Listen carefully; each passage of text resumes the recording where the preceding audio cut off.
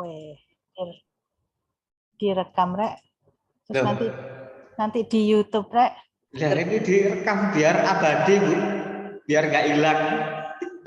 Terus kita jadi artis sepertinya. Iya nih artis temenan Putri, wayai wajah saya sedang elek-eleknya saya sampai udah gitu dipin lagi wah.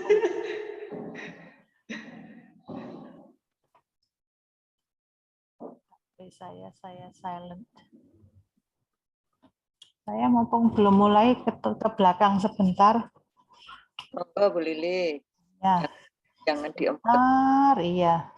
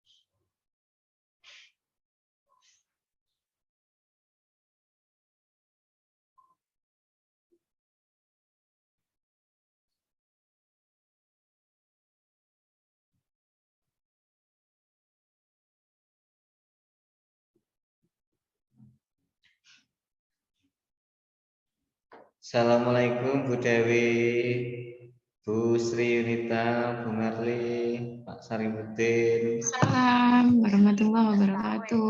Waalaikumsalam Pak Jainul. Wah ini kok tidak ada yang kelihatan ini. Ya, wajahnya masih ditutupin. Iya, masa yang kelihatan ini saya cuma Bu Lili doang ini. Nanti di YouTube paling saya Bu Lili dengan saya.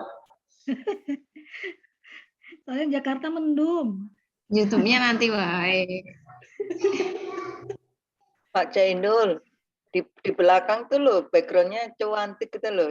Siapa sih, Pak? Loh, ini untuk penyemangat Pak Sarifudin itu loh.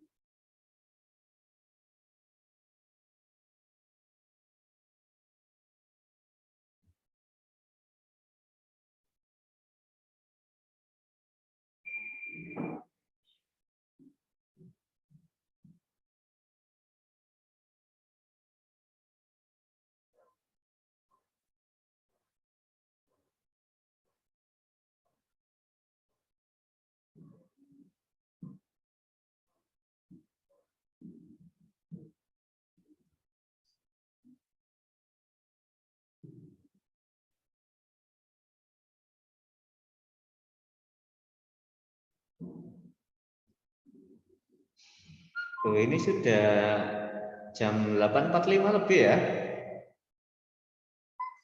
Dari rektor, Oke, Pak. kemudian wakil rektor bidang Kak Fatah belum masuk nggih? Berarti ini ya. Jangan-jangan lupa kayak Bu Enggak, kemarin. tadi pagi sudah saya ingatkan Oh, jam nggih. 7 tadi. Oh, iya iya. Nyiapkan minum dulu ah. Biar kayak Bu Lili.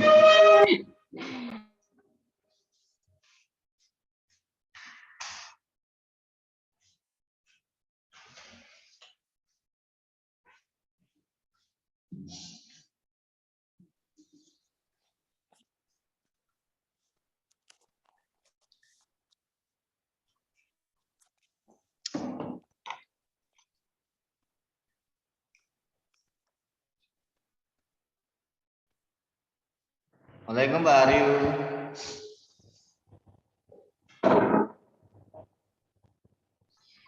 Pak Yainul, itu di grup Stuman 1, itu ada yang tanya atas nama siapa nggih? Oke itu.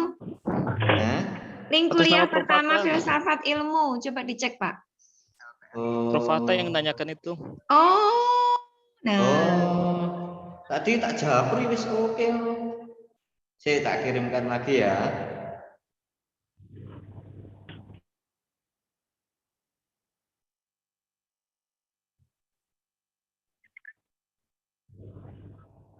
Sinyal saya gangguan terus. Oke, sudah.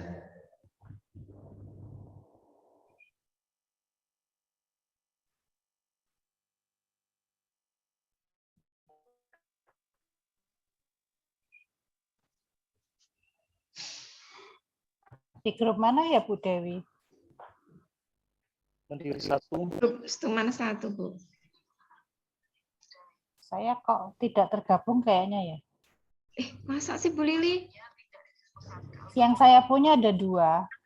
Satu psikologi pendidikan S3. Itu dulu didirikan Pak Immanuel. Terus yang student. Oh, Yang berarti mungkin Pak Zainal. oh ya ya belum masuk Bu Lili. Itu yang Boleh. bikin kemarin Bu Tutut, nggih. Oh, bolehkah? Sebentar, adminnya cek ya. Sebentar. Saya belum masuk itu. Adminnya Bu Tutut.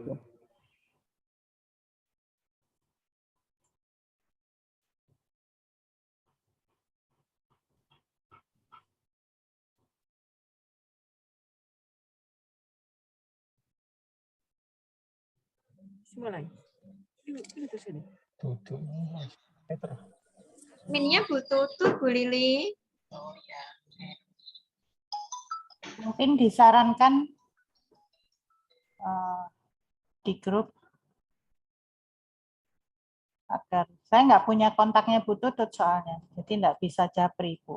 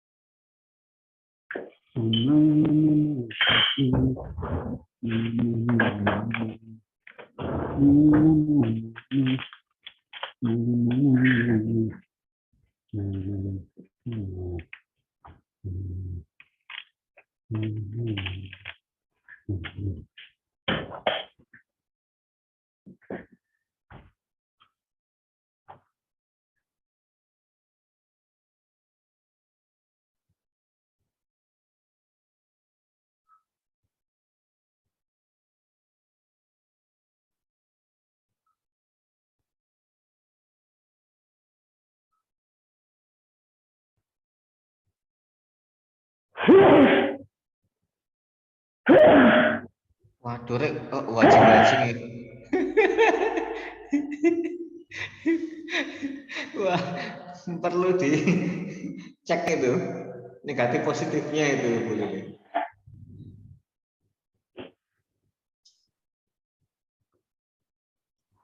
Jadi badai sitokin Pak Haryu. Wah.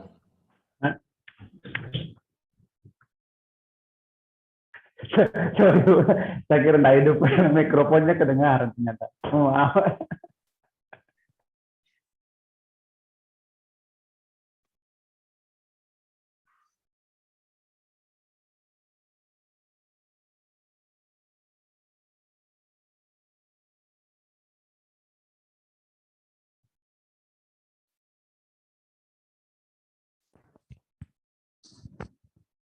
Assalamualaikum Bu Fuadatul. Bagaimana masalahnya? Sudah terpecahkan apa belum? Alhamdulillah sudah Pak. Hmm. Dibantu Tinggal- Bapak itu yang tadi yang diberi nomor WA sama jenengan itu Pak. Oh. Tinggal saya yang belum ini, Pak, belum masuk ini. Oh. Tinggal saya yang belum. Ya, nanti bisa dikasih nomornya. Iya. Yang di Siap, siap. helpdesk itu kah? Betul, betul, betul. Iya Bu. Saya kan nggak bisa masuk ke si Pejar itu. Ternyata kendalanya apa Bu Fuadatul? Disuruh memasukkan URL sertifikat vaksin. Oh, iya. Saya sudah masukkan kok nggak bisa. Ternyata harus disimpan dulu di Google Drive, baru nanti link yang ada di Google Drive itu bisa dimasukkan di situ. Baru kita lanjut ke si Pejar itu, Bu.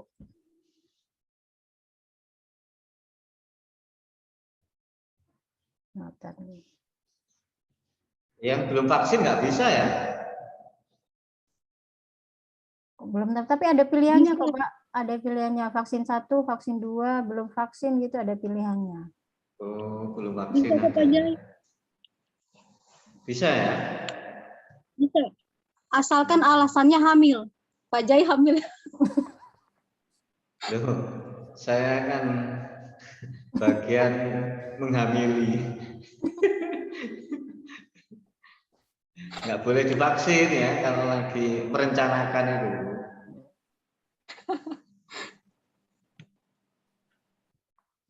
Ini lagi mau update yang di profil itu, Pak. Lagi perbaiki yang di profil. Iya, kasih foto ya. Nah, ya itu masih belum ini, Pak. Dan yang ada fotonya kan baru Bu Lili sama Bu Tri. Iya.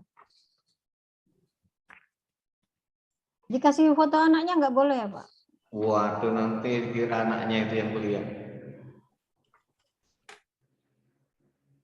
Minta tolong Bapak Ibu yang di grupnya Bu Tutut itu supaya saya bisa gabung. Pak Jinudin nanti yang bisa bantu Bu Lili. Nah, ada Pak Koordinator. Pak Zainul, apa yang enggak bisa? Pokoknya kita Pak Jinul, guys. Ini dosennya siapa ya, Pak? Pak Fatah.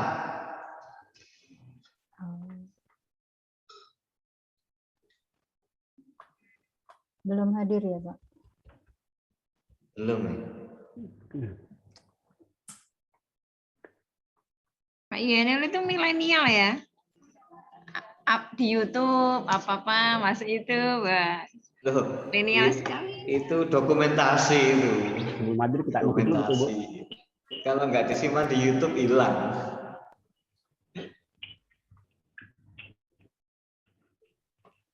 Mungkin nanti bisa sharing gitu, Bapak. Kalau yang teman-teman yang lain juga, kalau misalnya ada tugas dari dosen, kan mungkin penangkapan kita masing-masing orang berbeda-beda, bisa saling melengkapi gitu, Pak.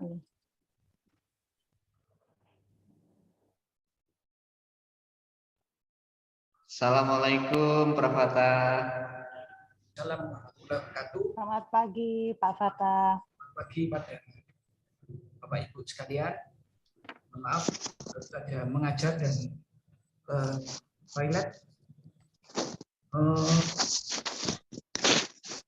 Mas Zainul, apakah RPS-nya sudah saya kirimkan belum ya? Belum, Bro. Baiklah, saya akan kirimkan ke Grup boleh. Nggih. nanti kemudian coba ditayangkan. Oh, siap. Nggih. Sebentar ya.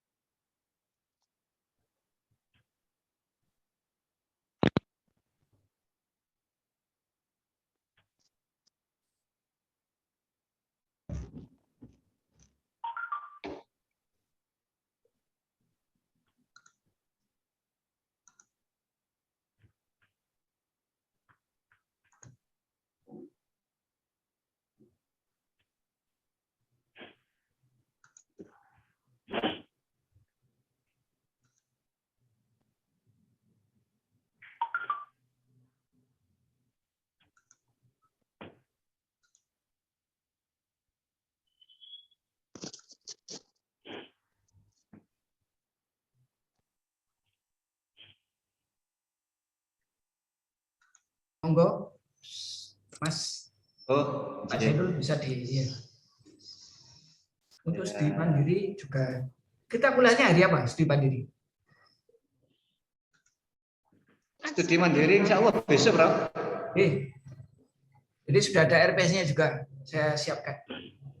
Pak Zainul, boleh kami minta tolong share di grup yang saya ada, takutnya saya nggak dapat. Siap, Bu Lili. Mohon maaf ya, jadi saya bingung cari grupnya tadi. Ada grup yang saya tidak termasuk di situ, Prof. Fatah. Jadi monggo dimasuki juga, Bu. Adminnya Bu Tutut katanya. Oh iya. Saya enggak punya kontak beliau begitu. Jadi ditransfer ke sana Bapak Zainul. Pak Kades. Pak Lurah. Jadi Pak Zainul ini lama gak sekolah karena lama jadi Pak Lurah. Jadi ketua RT, Prof, di perumahan saya. Pokoknya ketemu Pak Zainul itu selalu ngurusi fakultas, saya lihat itu. Atau pasca. Sehingga urut kacangnya baru sekarang. Betul, Prof. Ya, memang ada semacam ketegangan atau dinamika ya. Antara melepaskan dosen muda untuk sekolah, tetapi mereka banyak jasanya untuk ngurusi fakultas atau pasca. Nah, jadi seperti bahasanya dosennya Pak Zainul itu, Pak Ali ya. Jadi seperti apa buruk iceng kehilangan delek bahasa Jawanya itu. Iceng kehilangan delek. Ya itu karena ada di bukunya Pak Ali itu saya baca itu seperti itu. Seperti orang sarungan itu loh. Kalau kedinginan kan dinaikkan tapi bawahnya lalu kedinginan juga kakinya. Kakinya mau ditutupi sama sarung ya tadi ya. Atasnya kena. Nah ini semacam suatu paradoks ya. Ya upacarane lah iso sekolah ngono. Seperti Pak Pandai. Jadi pernah dulu saya jadi ketua lab larikan diri langsung tahun berikutnya sekolah. Ya memang dosen itu cita-citanya satu, menjadi profesor. Bukan sebagai kepala jurusan, sekretaris jurusan, dekan atau rektor, enggak. Seperti itu. Tapi kalau Anda tanya ke saya, kalau sekarang kan sudah jadi profesor ya. Kalau dulu ya grogi juga, bisa atau tidak. Mengingat secara psikoanalisis, keluarga saya pernah mengalami kegagalan menjadi profesor. Nah, jadi bisa sharing ilmunya, Prof, biar cepat jadi profesor nanti kita ini. Boleh, zaman saya ini ya jurnal, Mas, koyo ini. Jadi sekarang profesor jurnal. Tapi kalau menurut rektor kita UM, sebetulnya kita tidak usah takut katanya. Jadi itu hanya sekedar waktu saja. Jadi kalau Anda bekerja secara kontinu, saya kira akan menjadi profesor. Jadi bukan suatu hal yang seperti zaman dahulu profesor sebagai dewa gitu kan. Tidak. Tetapi kalau ini secara behavioristik, kita lakukan apa saja ya bisa seperti itu. Tapi tentu saja kalau orang psikologi kan tidak mudah mencapai itu. Banyak bermain perasaan. Ya mungkin tipsnya ya, meskipun saya nggak melakukan loh ya, saya belum tentu bisa melakukan. Yang penting lakukan saja. Tapi kalau orang psikologi biasanya terlalu banyak berpikir dan perasaan. Nah, bagian yang ketiga, behavior kurang. Ya, nanti Anda juga selesaikan disertasi begitu ya. Yang penting seperti teorinya psikologi positif ya, action teori kalau nggak salah. Seperti iklan sepatu Nike itu kan, just do it. Jadi jangan terlalu banyak berpikir, perasaan ya lakukan saja, kira-kira seperti itu. Meskipun saya dulu ya apa saja ya pakai akal dan perasaan yang ya kadang-kadang menjadi blocking. Demikian saya kira itu beberapa hal yang perlu diperhatikan, resepnya ya, just do it. Ya. Kerjakan. S3 yang paling cepat lulus atau pasti lulusnya adalah mahasiswa yang sering kerja atau sering ke kampus. Nah, itu yang sudah pernah saya ungkapkan. Itu dosen IKI PGRI atau universitas apa ya? PGRI itu namanya apa? Surabaya. Atibuana ya? Atibuana ya, Prof? Ya. Itu Pak siapa Mudor itu, Pak. Saya guyonnya Pak Modar gitu. Itu setiap hari setiap minggu ke kampus. Dapat apa saja ya terserah, tapi yang penting memotivasi diri sesuai teori behavioristik ya. Kalau saya setiap bulan ke Jogja dulu naik bis yang selamat itu apa namanya, sumber selamat itu, tapi namanya dulu sumber Kencono ya. Tapi sekarang selamat jadi sumber selamat. Demikian. Bahkan pernah naik bis ekonomi juga, tapi namanya bukan itu ya.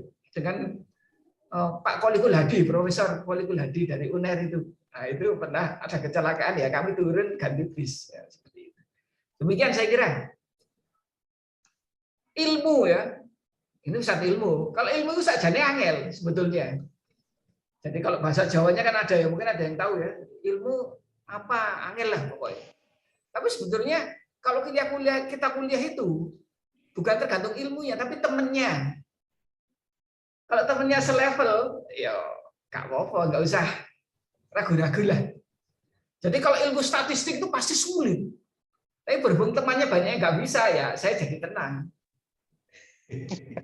Padahal kayak itu sih. Mata ini apa kok tidur aja, batinku.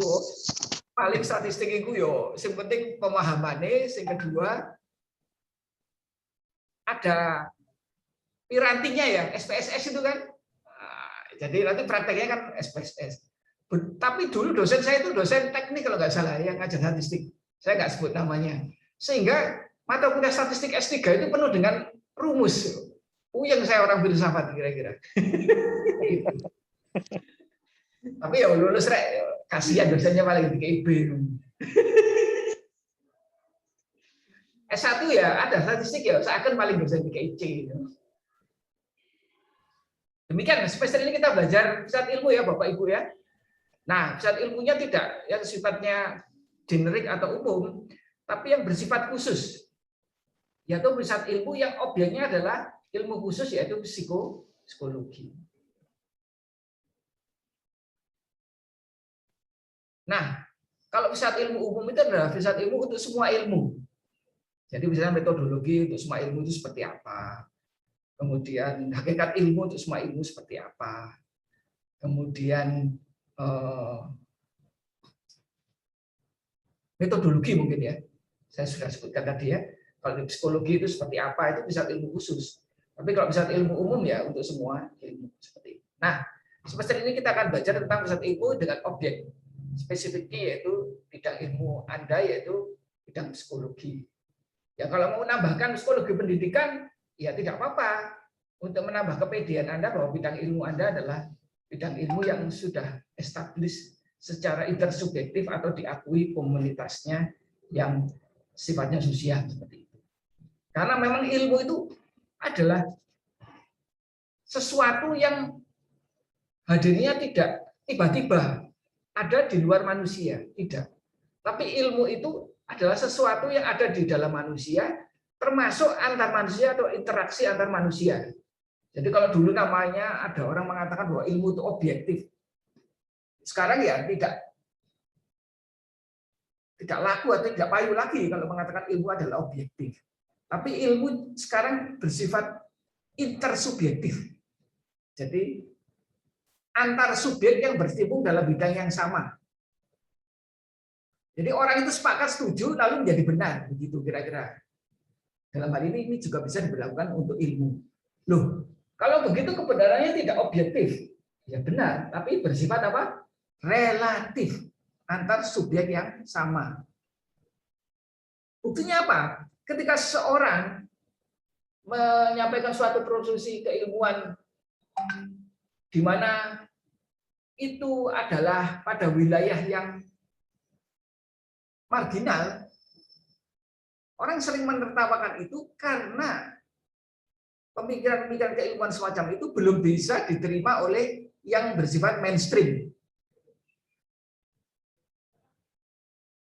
Yang itu berarti apa? Bahwa ilmu itu adalah mainstream. Artinya apa? Bergantung pada suatu komunitas yang ada yang berarti bersifat intersubjektif dan tentu bersifat relatif. Nah, jadi kalau dulu katanya objektif ya ada di luar manusia, tapi kalau sekarang banyak hal itu sifatnya relatif dan intersubjektif.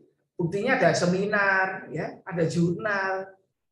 Benar itu karena ada penilaian dari khalayak bahwa pemikiran kita ini telah disetujui oleh orang-orang yang berkecimpung dalam suatu komunitas ilmiah. Demikian. Termasuk di psikologi itu kan banyak alirannya kan ya. Jadi ada aliran apa? Behavioristik, transpersonal, apalagi? Humanistik. Humanistik ya, yang sering dipuji-puji tapi tidak diikuti. Ya, apalagi? Psikoanalisis, Prof. Ya, psikoanalisis. Yang terbaru apa? Mas Zainul? Transpersonal. Ya. Psikologi positif. Ya, psikologi positif. Yang lagi ngetren. Jadi melihat manusia tidak dari segi negatif tapi bersifat positif. Terbaru itu katanya.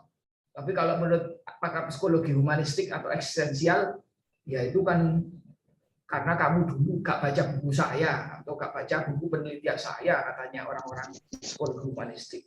Apa yang kamu katakan dulu sebetulnya sudah ada di dalam pemikiran maupun penelitian yang telah dilakukan oleh psikologi humanistik.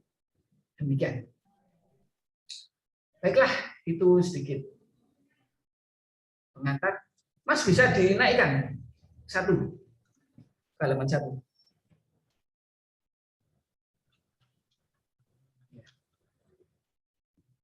Nah ini, jadi dosennya saya tujuannya adalah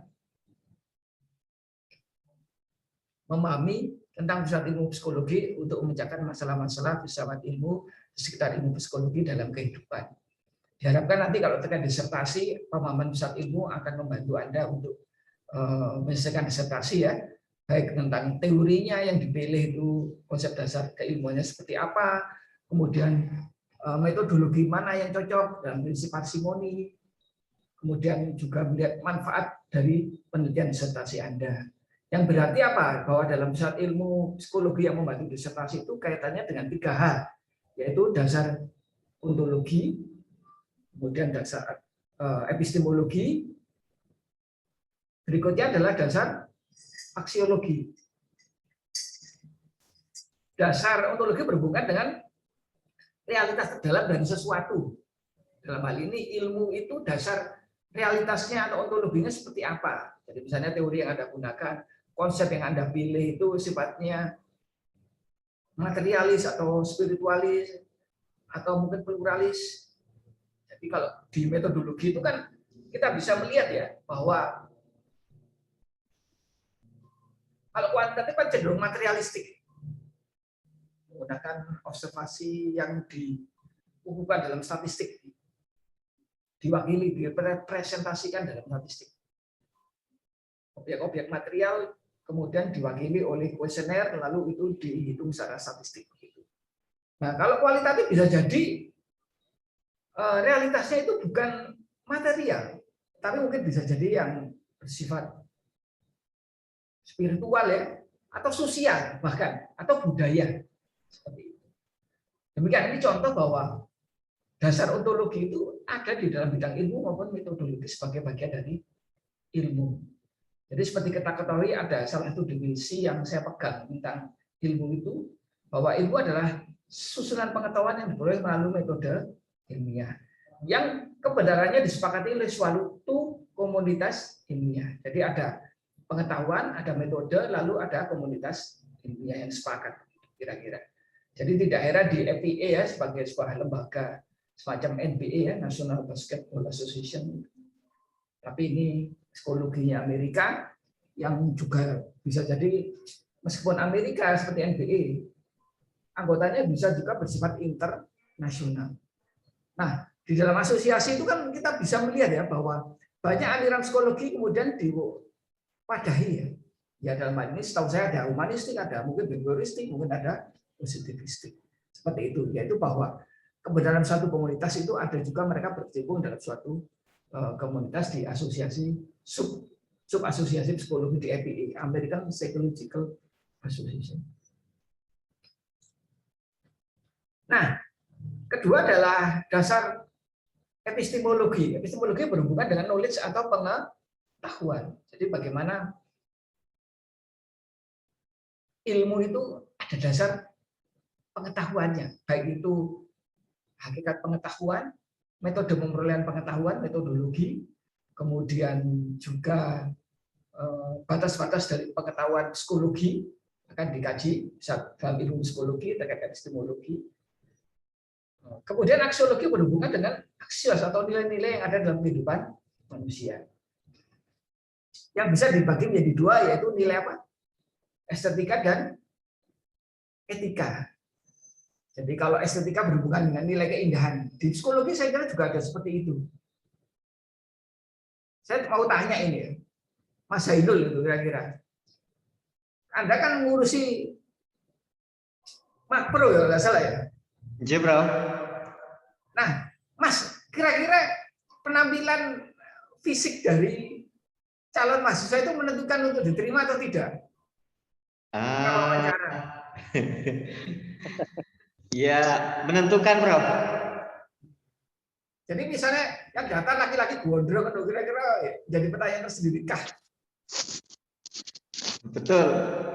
Gondrong, tidak rapi, tidak beraturan. Wah, itu kemungkinan besar tidak diterima di makro. Iya ya. Makanya anak saya nggak datang makro, FSI, peneliti ya, gondrong. Ya, kliennya takut bro, soalnya bro, kalau diterima nanti, kalau konsultasi. Iya. Kalau praktek gitu kan ya. Betul. Jadi ada nilai estetika, contoh itu dalam psikologi, ilmu psikologi kan ada itu ya, profesi gitu kan. Tapi ya jangan sampai terjadi ya besar pasak daripada tiang ya. Karena ada profesi tertentu, saya nggak bilang profesi apa itu, yang penampilan sangat penting, lalu mobilnya sangat penting ya, yang ternyata sebenarnya penghasilannya nggak sampai ke arah itu. Kira-kira kan ada ya profesi seperti itu. Ya jangan sampai seperti itu. Tapi itu kan bukan. Tapi kalau penampilan kan tetap estetika ya. Ya itu contoh bahwa di profesi pun ada estetikanya, penampilan. Bahkan ada stereotip ya. Tapi ini ya jangan dianggap sebagai pendapat pribadi saya. Bahwa orang itu kadang-kadang menstereotipkan psikolog itu dengan wanita cantik gitu ya. Yo tenang aja, psikolog agak sih cantik loh. Karena apa ya? Sebagian besar mahasiswa psikologi kan wanita. Pasti di antara 10 wanita itu mungkin ya minimal 5 atau 7 yang cantik gitu kan sebetulnya. Betul, bro. Nah ini Mas Zainul termasuk yang beruntung ini. Rekan psikologi yang cantik mungkin ya. Saya nggak tahu ini istrinya siapa, tapi katanya temannya sendiri ya menurut dengar seperti itu. Ini contoh ya. Ya mungkin pada waktu saya masih kecil itu kan ada, mungkin juga dialami oleh Bu Putri ya, nggak salah ya. Jadi Putri Indonesia itu mahasiswa apa? Tika Busono kalau nggak salah itu kan. Nggak tahu ya Tika Busono. Tahu, Prof. Tahu, Prof. Nah iya, maksudnya kan, oh psikolog itu cantik gitu kan, kira-kira seperti itulah Putri Indonesia gitu kan, kira-kira seperti itu. Jadi ada imajinasi karena itu. Stereotipnya mahasiswi psikologi cantik-cantik, Bro. Ya, sing akeh wedoke terang ae ta. Nah, itu logikanya gak pas ya. Mahasiswa psikologi cantik-cantik loh. Nek ngono Mas Zainul cantik. Betul, Bro. Logikanya nggak pas itu. Ya, itu contoh. Dalam filsafat juga ada cabang besar namanya logika. Jadi ada logika itu silogisme. Kan premis mayor, minor, lalu konklusi gitu. Mayor. Semua mahasiswa psikologi cantik. Zainul adalah mahasiswa psikologi. Berarti kesimpulannya titik-titik. Nah, itu contoh. Tapi sebenarnya estetika itu tidak hanya seperti itu saja. Dalam penelitian kualitatif itu juga banyak estetikanya. Seni mendengar. Art of hearing, praktik psikologi juga saya kira. Ya betul ya Pak Zainul ya. Jadi kan itu juga seni. Mengungkap misalnya, mengungkap. Di sini selain Mas Zainul yang psikologi siapa? Saya, Prof. Ya. Contoh bagaimana gambarkan estetika dalam praktik psikologi, Mbak Ibu Merli. Ya, Prof. Aspek estetika di dalam praktik psikologi, profesi psikologi. Contohnya, seni, keindahan. Tadi cara berpakaian sudah, mendengar di dalam konsultasi sudah, apalagi contohnya? Biasanya cara berjalan, Prof. Oh. Cara duduk juga ya katanya ya, dilatih. Ya. Saya bayangkan dulu waktu kita ini belum menggunakan jilbab itu kan pakai rok yang agak tinggi dari lutut itu ya, lalu duduknya yang seperti itulah, itu namanya profesional. Estetika tapi yang profesional dulu seperti itu. Jadi cara berjalan juga diajari ya begitu. Demikian. Pokoknya pastinya mandi lah paginya itu kira-kira ya. Ya mungkin smell, bau juga kan? Bau. Nah, kalau penelitian di kualitatif juga begitu kan? Undercover itu kan juga termasuk. Menyamar itu juga seni. Seni mendengar, seni menginterpretasikan. Bahkan di dalam salah satu jurnal penelitian kualitatif yang terkenal itu, saya lupa namanya. Oh, Report of Qualitative Research, Nova Scotia itu, universitasnya itu banyak tokoh-tokoh psikologi itu mengatakan seperti ini. Dance with methodologies. Jadi menari dengan metodologi. Jadi ada koreografi di situ juga dengan metodologi. Artinya apa? Ada aspek estetika juga di dalam ilmu, termasuk dalam ilmu psikologi. Demikian. Ya termasuk membuat nama yang shielding ya. Dalam penelitian kualitatif itu ya perlu aspek seni, aspek etika juga. Kan nggak boleh lalu kita sebut nama mereka langsung gitu kan. Urgensinya apa? Melanggar etika bisa jadi. Misalnya penelitian, kalau Pak Fatah misalnya senangnya subjeknya PSK mahasiswi perempuan. Nah, kalau misalnya nama aslinya disebut, urgensinya apa? Itu dari etika loh ya. Oh, lalu namanya berarti kan shielding, berarti kan disembunyikan gitu ya. Lalu ada juga mahasiswa saya ini menyembunyikan tapi inisialnya jelas, lalu kampusnya jelas. Ya opo, misalnya namanya Mar'atus Solihah, tapi PSK ya opo ini.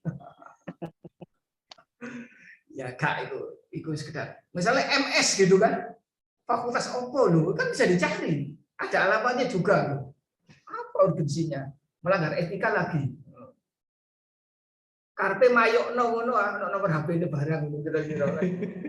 Itu terjadi di S1, lalu saya beri penjelasan bahwa itu tidak diperbolehkan karena melanggar etika seperti itu. Akhirnya muncul estetika, ya. Dibuat nama yang bagus-bagus gitu, atau mungkin kalau di koran itu estetikanya ini ya, namanya bunga, ya melati gitu kan, seperti itu. Termasuk dalam biografi itu juga ada aspek etikanya loh ya. Nama apa? Topan atau apa Bu Lili? Nama topan atau apa itu?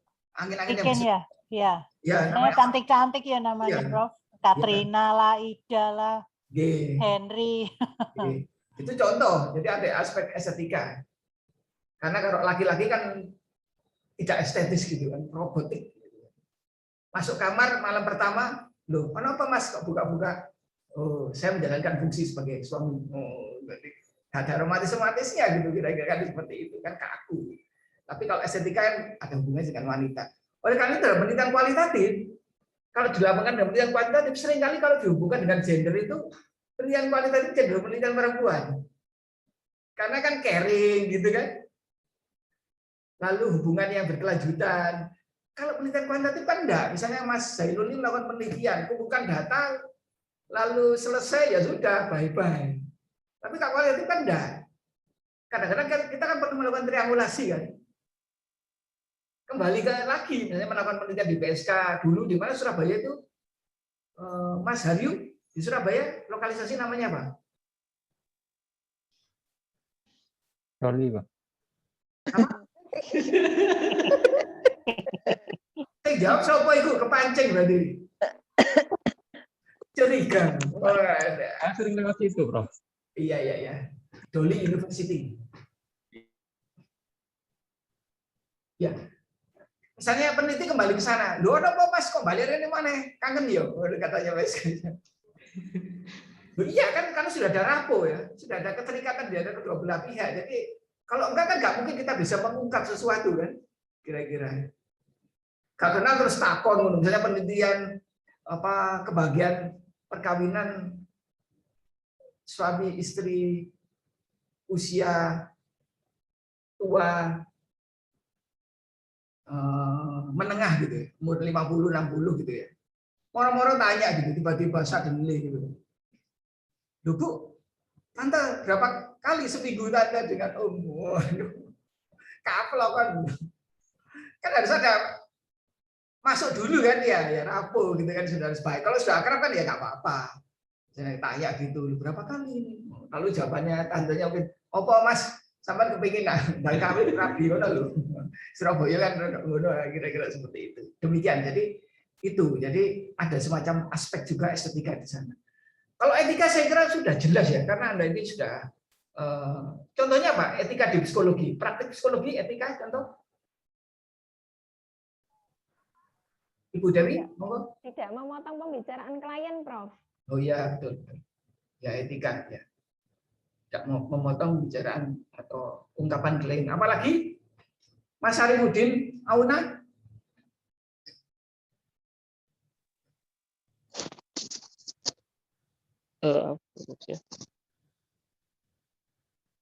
Etika.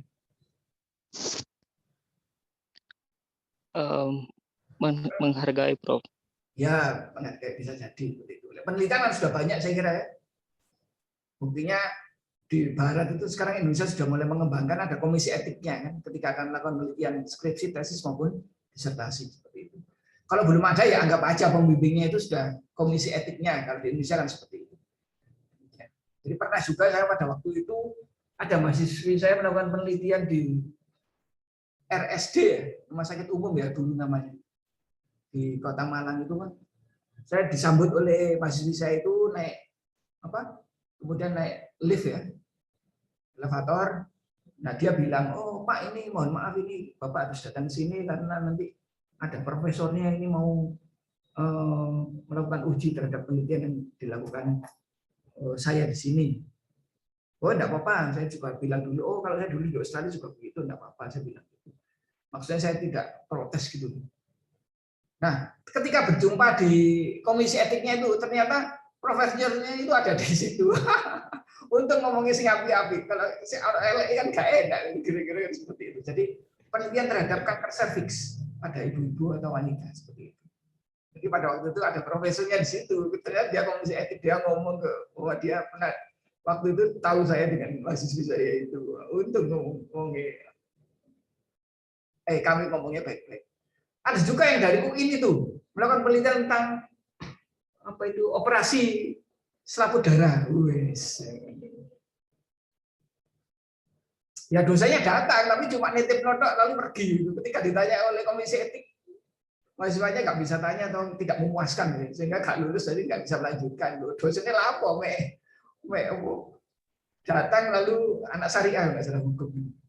Urgensinya apa? Menanyakan tentang apa nama-nama siapa saja yang telah beroperasi selaput darah gitu, seperti itu. Kayaknya nggak diterima ya dosennya ya gimana, pada waktu itu langsung pergi memberikan, saya memberikan salam dari dekan saya, seperti ya apa yang diadili untuk kan di komisi etik, kira-kira seperti itu. Demikian itu contoh bahwa etika juga penting dalam penelitian maupun praktik psikologi. Prof, bisa tanya, Prof? Silakan monggo, Pak Saripudin Auna. Iya, saya mau tanya tentang ilmu. Kira-kira menurut Prof, apakah ilmu itu adalah sebuah sains atau adalah seni? Misalnya begini, Prof. Saya melihat di beberapa universitas yang mengatakan bahwa ini adalah sebuah arts, bahkan ini adalah sebuah sains. Kira-kira mungkin dari sudut pandang dari Prof. Terima kasih. Ya, jadi ya mungkin begini Mas, Ibu, saya sulit menjawabnya karena ilmu sains itu kan bahasa Inggris, sains itu kan ilmu juga. Jadi bahwa itu ya ilmu, tapi bisa jadi ilmu itu juga seni, bisa jadi. Maka itu kan ada aspek estetika di dalam ilmu ya, yang itu kajiannya di dasar aksiologi, khususnya estetika di dalam seni, bisa jadi. Tapi mungkin yang pertama kali kita bicara soal mobil ya mobil ada kendaraan begitu. Tapi di mobil itu mungkin ada aspek seninya, ada estetikanya, ya bisa jadi. Misalnya kalau Anda bicara mobil carry kan ya mobil pas-pasan, kira-kira kan seperti itu. Tapi kalau Anda mobil apa Mas Zainul yang nyeni ngono. Nek carry kan yo siku angkutan barang ngono. Apa Mas? Mobil yang nyeni Prof ya? Ya. Mobil kodok itu kayak kodok. Camat. Bentley dan lain sebagainya lah pokoknya. Kadilah opo-opo yang ngebut-ngebut di jalan karena ingin bereksistensi gitu, kira-kira seperti itu. Itu sama Mas, mobil ya, kendaraan gitu. Tapi kan ada nilai seninya lah. Mungkin maksud Anda begitu ya kira-kira. Dua hal yang mungkin yang berbeda. Cuma di ilmu itu sendiri ketika ilmu itu ada, bisa kita tinjau dari pusat ilmu yaitu aspek art atau estetika atau seni. Karena estetika itu langsung juga berhubungan dengan philosophy of art, jadi filsafat seni. Oleh karena itu estetika itu juga diajarkan di bidang seni. Nah ini yang mungkin kita menjadi lebih bisa ada sesuatu yang baru gitu ya, bahwa di ilmu pun ada seni termasuk psikologi. Nah, jadi jangan bicara soal pendapatan. Kalau soal pendapatan ya semuanya lalu tidak nyeni ya. Tapi kalau sudah orang itu memiliki komitmen yang kuat terhadap bidang keilmuannya, praktek keilmuannya, saya kira dia tidak terlalu bicara soal itu tadi harta benda, uang dan sebagainya. Dia sudah mulai ya bicara tentang bagaimana seni ketika itu dilakukan sebuah ilmu dalam ilmu. Jadi dosen kalau sudah senior tuh gak pantas lah kalau ngomong uang. Ya sudah seni ya, itu sudah tuntutan gitu misalnya. Misalnya sabar ya. Tadi itu misalnya saya di S3 di GDAS itu ya, gak ada kabar ini sih kan. Nah, ya kita lalu berinteraksi, lalu ketika masuk ya seni. Termasuk waktu saya ngajar di S2 PAUD, pendidikan anak usia dini itu, yang muncul pertama itu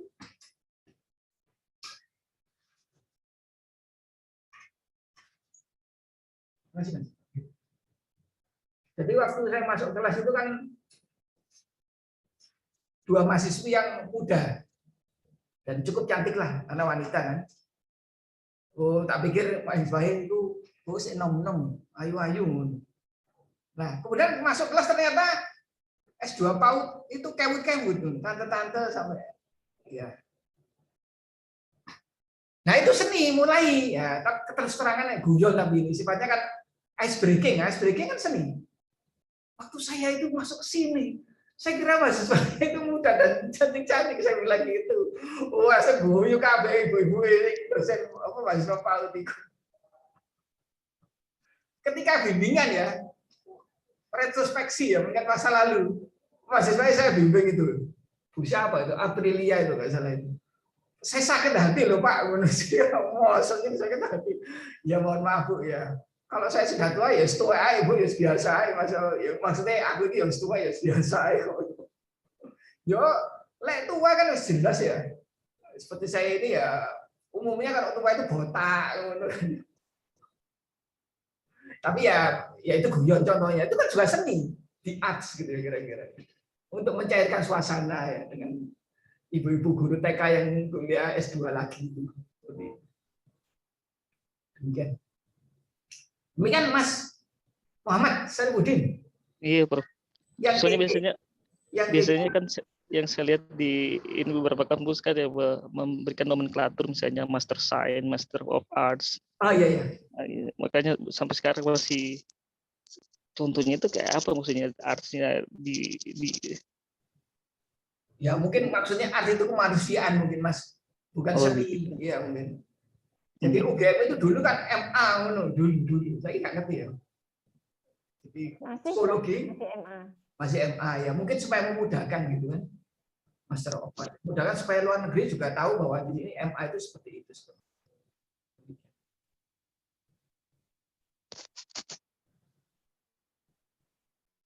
Demikian itu dasar-dasar yang menjadi ruang lingkup dari filsafat ilmu yang bisa kita terapkan dalam bidang ilmu psikologi. Nah, kuliah nanti isinya apa ya? Pertama adalah apa itu filsafat ya, kita penanaman lah. Ini bacanya apa, Mas? Satu-satu. Mas Awang Wicaksono. Satu-satu. Sub CPMK. Mahasiswa mengeksplorasi apa?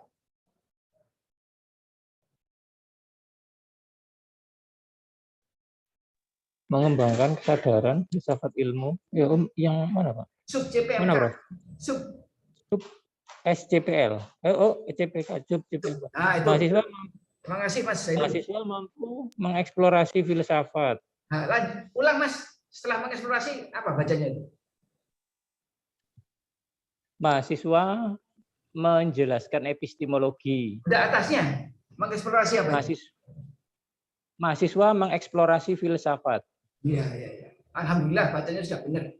Nanti kalau enggak terjadi pleset lidah seperti katanya Freud itu. Bacanya bukan filsafat tapi filsafat. Jadi selalu tes ya pada para laki-laki itu. Bacanya benar apa enggak gitu kira-kira. Kan bisa jadi alam bawah sadarnya mendahului kenyataan. Supaya Mas Awang ya tadi. Jadi filsafat lalu epistemologi. Cabang besar bicara soal knowledge ya, pengetahuan. Apa itu hakikat pengetahuan, metode memperoleh pengetahuan seperti apa, batas-batas pengetahuan, itu sejauh mana. Nah, ini kita ambil karena apa? Ilmu merupakan bagian dari epistemologi. Jadi ilmu itu kan pengetahuan, di mana memperoleh kebenaran karena menggunakan metode ilmiah. Dalam epistemologi itu dibagi jenis-jenis pengetahuan sebagai berikut. Yang pertama adalah ordinary knowledge, pengetahuan sehari-hari. Kedua, pengetahuan ilmiah. Ketiga, pengetahuan filsafat. Keempat, pengetahuan agama. Itu pembagian. Tapi bisa benar, bisa salah, bisa dikurangi, bisa ditambah. Nah, nomor 2 tadi kan pengetahuan ilmiah. Berarti memang bagian dari epistemologi. Oleh karena itu, kajian tentang filsafat ilmu layak untuk dikaji. Lalu ada dasar epistemologi atau pengetahuan epistemologi terlebih dahulu. Pengetahuan sehari-hari contohnya apa? Ya, contohnya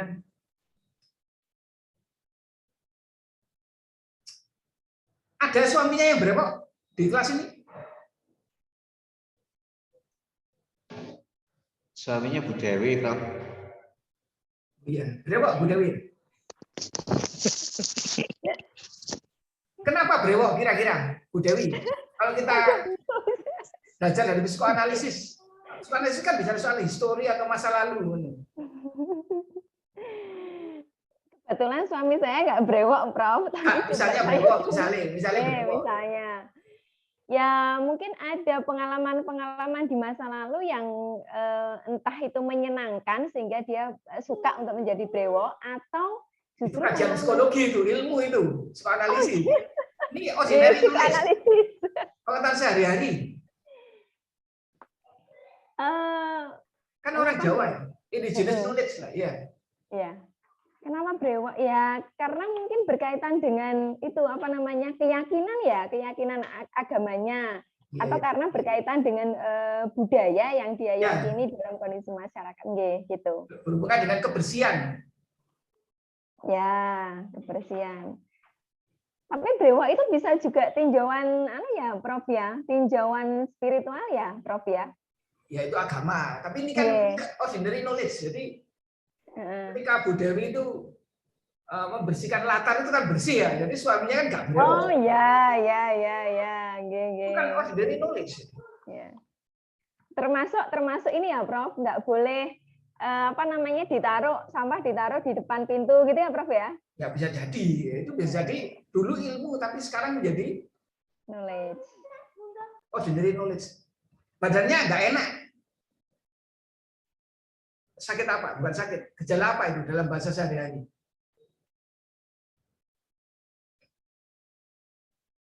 Masuk angin. Masuk angin juga nggak ada aspek medisnya kira-kira, tidak ada tinjauan keilmuannya. Tapi ya kadang-kadang berguna kan. Bahkan dokter aja dikeroi karena masuk angin kan. Jadi banyak pengetahuan sehari-hari itu ada berdasarkan pada common sense, akal sehat saja. Jadi akal sehat itu bukan yang penting, bukan suatu hal tingkat ilmu yang penting, tingkat pengetahuan yang penting, tapi ya tingkat yang paling rendah, tapi ya tetap saja berguna karena banyak dalam kehidupan itu kita ini lay person, jadi orang yang memang awam dalam suatu bidang keilmuan ya kita menggunakan akal sehat. Contohnya apa? Contohnya kalau kita ini orang psikologi tapi kita lay person atau orang awam untuk bidang yang lain, contohnya kita menggunakan akal sehat itu.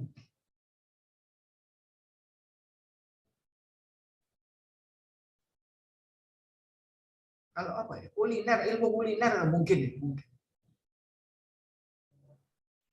Kalau kerasukan, Bro?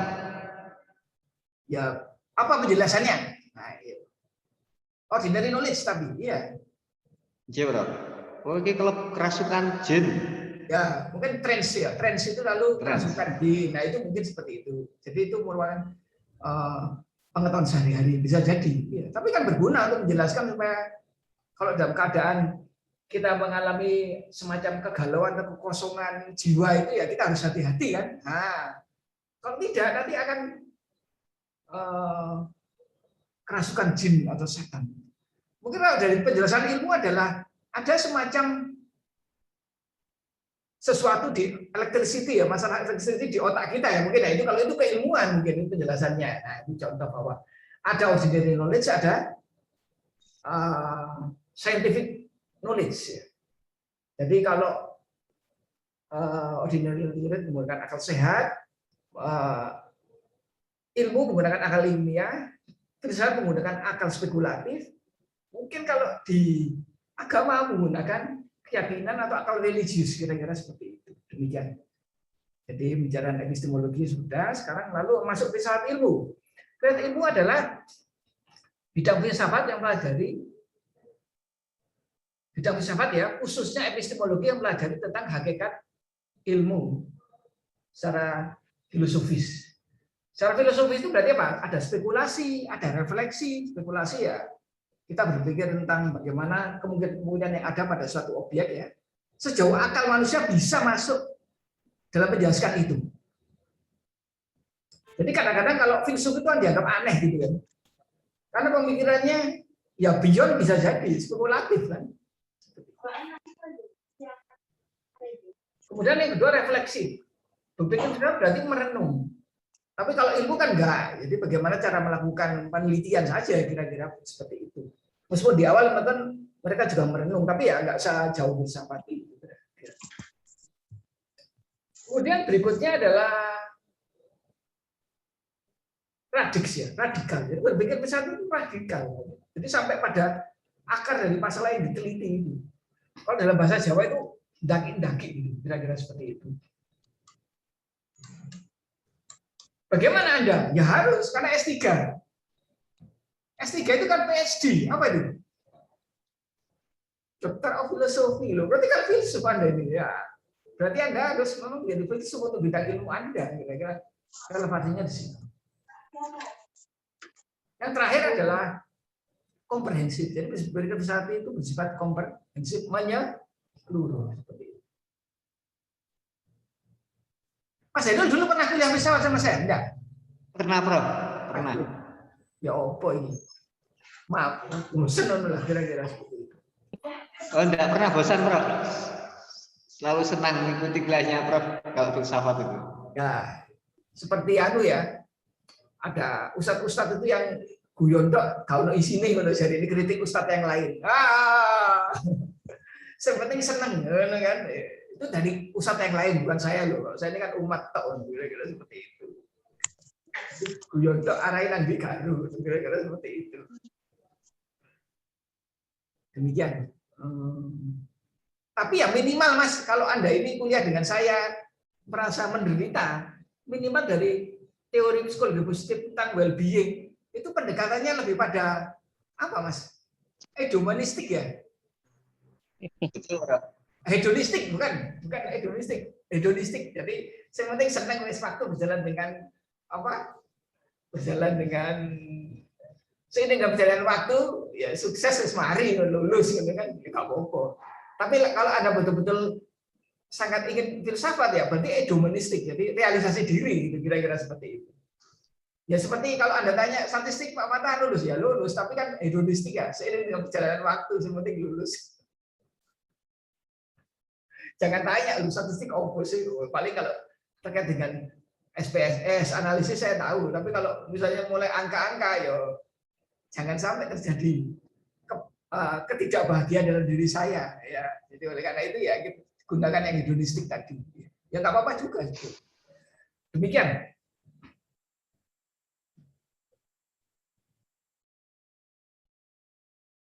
Nah, lalu pusat ilmu psikologi apa? Ya kita langsung aplikasikan pusat ilmu itu dalam bidang psikologi.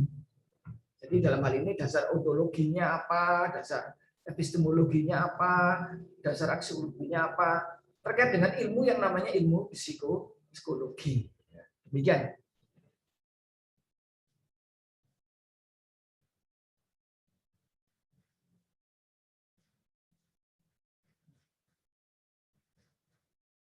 Kemudian selanjut menalar tentang hakikat ilmu. Pertama, ilmu itu apa sih? Kira-kira seperti itu. Jadi ilmu adalah susunan pengetahuan titik-titik tadi ya. Lalu ada syarat-syarat suatu pengetahuan dapat disebut sebagai ilmu ya. Seperti tadi intersubjektif, sistematik ya. Bahwa ilmu itu harus sistematik bisa jadi seperti itu. Ada yang mengatakan bahasa ilmiah psikologi itu ya khusus berdasarkan pada teori. Nanti akan Anda pelajari. Jadi ilmu itu harus ada komunitasnya. Kalau nggak ada komunitasnya, namanya bukan ilmu.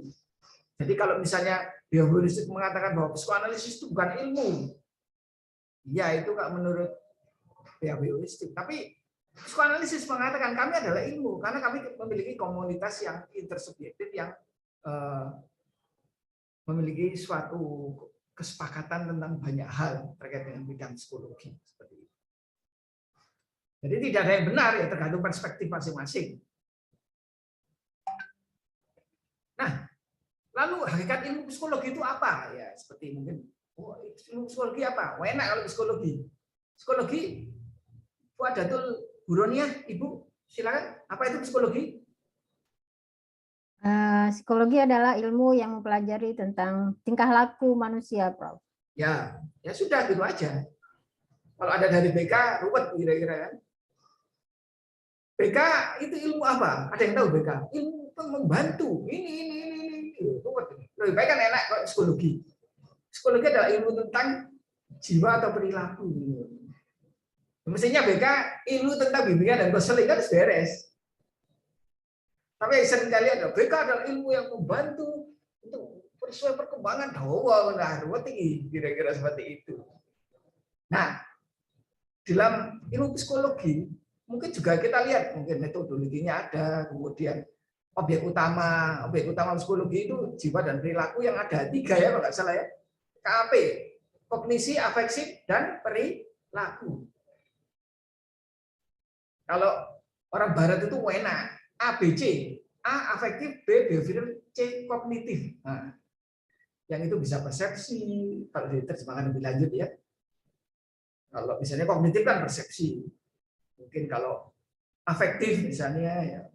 Apa ya kalau afektif di psikologi? Perasaan ya.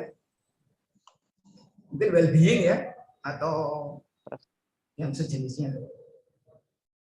Tindakan ya perilaku agresi dan seterusnya seperti itu. Masuk di hakikat ilmu psikologi. Lanjut.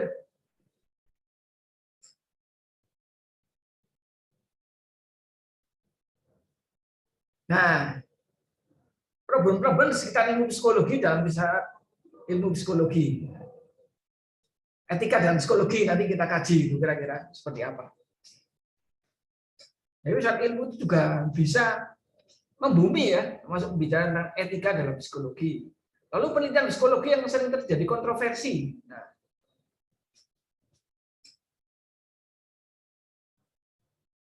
Mas Awang, metode penelitian dalam psikologi apa saja? Jadi kan ada yang mengatakan ini, itu, ada yang ini, dan lain sebagainya. Silakan. Metode penelitian kuantitatif dan kualitatif. Ada studi kasus, lalu kemudian grounded theory, dan penelitian fundamental, semacam itu, Bro. Oh, itu kan penelitian yang ini penelitian fundamental. Oh, maksudnya basic research, mana? Basic research, iya. Ya, itu ya mungkin studi kasus basic research itu bagian dari pendekatan penelitian psikologi. Tadi yang Anda ungkapkan, misalnya positivistik, kuantitatif, interpretif, kualitatif. Mungkin yang lain bisa R&D atau mungkin action research ya, penelitian kritis, feminis kritis dan seterusnya. Iya. Banyak. Bahkan ada yang mencoba mencampurkan ya, mixed research. Mixed methods. Mixed method, ya, research. Bayangan saya kalau mix itu pasti ada susunya kan. Dan ternyata selama ini kita dibohongi yo. Tapi ya lumayan lah, psikologi, hidup dari psikologi atau hidup adalah mulai dari persepsi. Kental manis itu ternyata bukan susu, Rek. Ya. Kental manis yang cap titik-titik itu loh. Dulu kita mengira itu adalah susu kan? Iya, Prof. Kok iso ya? Ternyata salah kaprah atau tertipu kita nggak tahu juga ya. Untungnya hidup mulai dari persepsi.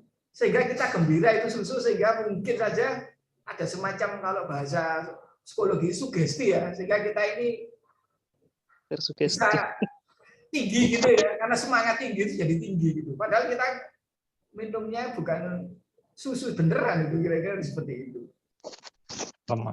Kental manis katanya ya. Ternyata gula. Itu ada teman saya yang sukanya minum itu loh. Padahal itu duduk susu, Rek. Ya mungkin itu semacam mix untuk kopi gitu ya. Bisa jadi ya. Seperti itu.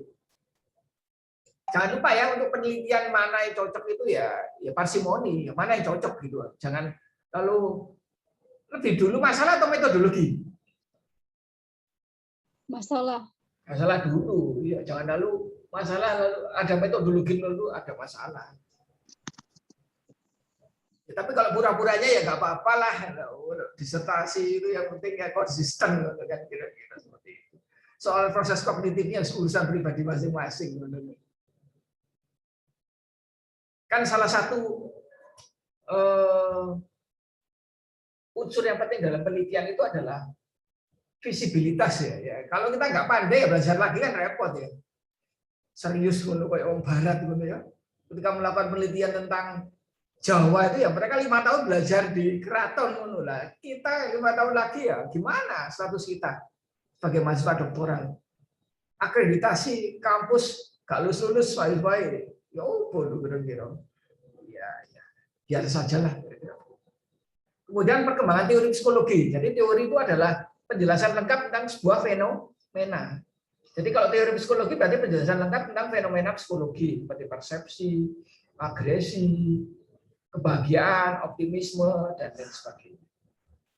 Lalu kita menjadi bingung ya, bagaimana mereka berkembang. Bahkan mungkin banyak kita lihat ada hutan belantara teori atau paradigma dalam psikologi. Bagaimana munculnya? Nah, kita kaji ini.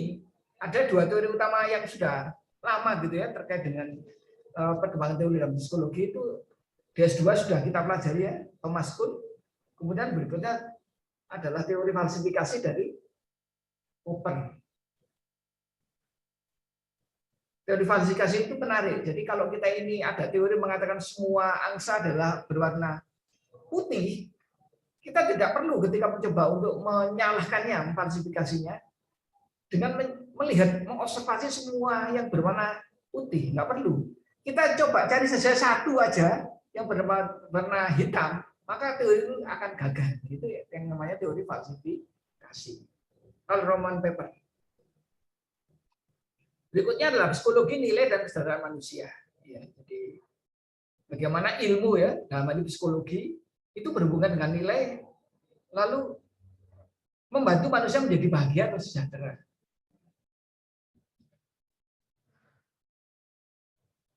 Mbak Merli ya kira-kira psikologi apa praktik psikoterapi apa atau psikologi apa yang berhubungan dengan nilai yang itu bisa membantu manusia menjadi sejahtera kira-kira?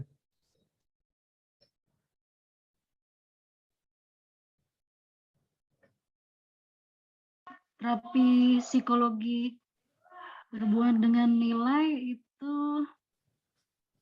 terapi humanistik ya, Prof? Oh enggak, maksudnya kan ada misalnya apa ya yang berhubungan dengan budaya gitu loh. Jadi konseling multikultural misalnya. Nah, itu kan berarti bahwa psikologi dihubungkan dengan nilai-nilai multikultural dari pihak klien atau konseling. Sehingga akan memudahkan mereka untuk kedua belah pihak bekerja sama di dalam usaha untuk membantu kesembuhan atau bantuan semacam itu. Ini contoh bagaimana ilmu psikologi pun terkait dengan nilai-nilai lalu memberikan kebahagiaan atau kesejahteraan dalam kehidupan manusia. Termasuk di Pio juga kan ya. Mungkin kepemimpinan yang kebarat-baratan yang kaku, Pio berarti tidak cocok. Ya kita lihat mungkin ada teman saya itu melakukan penelitian leadership yang berbasis budaya.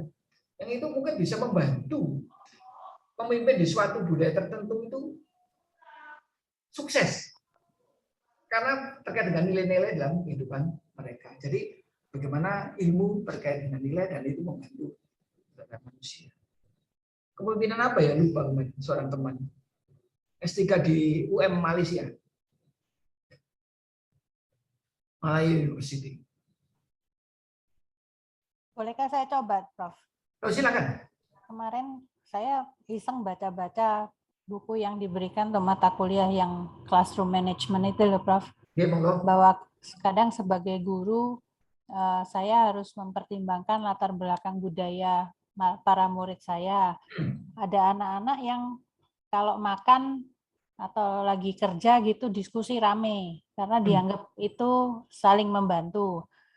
Bagi beberapa budaya mungkin dianggap kurang sopan. Saya mau kerja kok kamu rame aja, saya tidak bisa konsentrasi.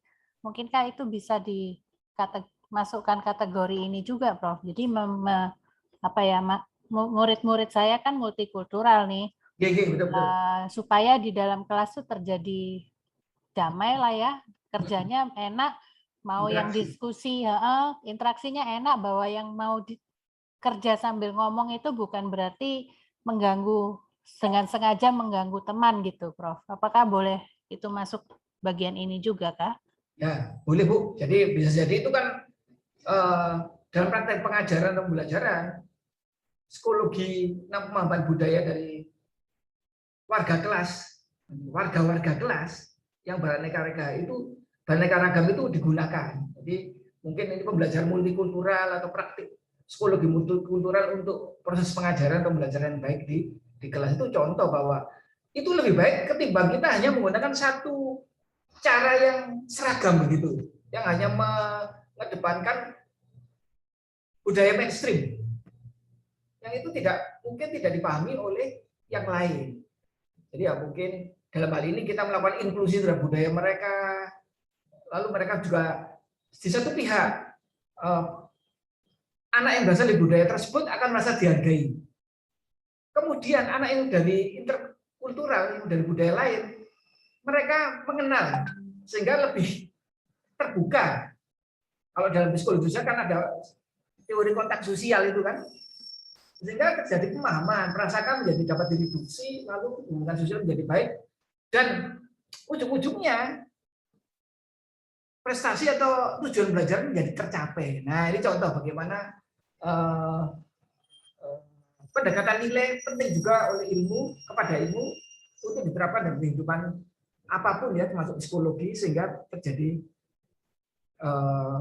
keharmonisan, tercapai efektivitas dan efisiensi tujuan dari suatu Prof. perkuliahan. Kalau contohnya tentang disiplin kerja atau disiplin masuk sekolah itu untuk siswa, salah satu contoh nilai dalam kesejahteraan manusia. Kaitannya dengan nilai apa, Bu? Itu menerapkan disiplin, Prof. Nah iya, kan apakah disiplin ini teori biofuturistik begitu saja yang model kebarat-baratan, ataukah mungkin ada muatan lokal di situ yang mungkin ya bisa jadi misalnya Anda mengajar di Papua bagian pedalaman begitu kan ya, Anda masuknya maunya jam 7, tapi kan mereka ada yang pedalaman itu perjalanan aja 2 jam, 3 jam ya. Jadi kan akhirnya kita juga merubah jam jadi jam 9 gitu, Bu. Ya mungkin bisa jadi seperti itu. Jadi tidak harga mati jam 7 disiplin begitu. Ya. Jadi itu contoh. Jadi bagaimana ilmu termasuk psikologi tentang disiplin itu diberlakukan dalam konteks budaya sehingga membantu kesejahteraan dari orang yang ikut di dalam suatu interaksi atau suatu program atau suatu aktivitas demikian. Itu mungkin maksudnya begitu, Bu. Jadi contohnya juga kalau misalnya di suatu daerah ya dalam ilmu ekonomi ya manajemen Bu, kira-kira ya ada perusahaan rokok ya itu menerapkan sistem sigaret mesin gitu ya. Padahal kita tahu bahwa di situ warganya itu masih banyak yang bekerja. Nah, apakah itu tepat kira-kira? Jadi kalau penerapan itu dilakukan terhadap suatu pabrikan rokok yang masih banyak penduduknya kira-kira. Kan banyak apa yang terjadi kira-kira kalau rokok itu yang pertamanya rokok linting itu lalu menjadi mesin itu. Kira apa yang terjadi? Bahwa perubahan sosial dalam hal ini mesin itu bisa menyebabkan masalah. Apa yang terjadi? Pengangguran dan seterusnya. Kira-kira kan seperti itu. Yang lain itu biasanya, yang lain itu juga ada itu. Penggunaan kondom. Ya. Jadi untuk mereduksi penyakit AIDS ya. AIDS itu singkatan ya. Akibat intim dengan sejenis. Di Uganda itu akan diterapkan. Tapi kalau nggak salah gereja Katolik menolak.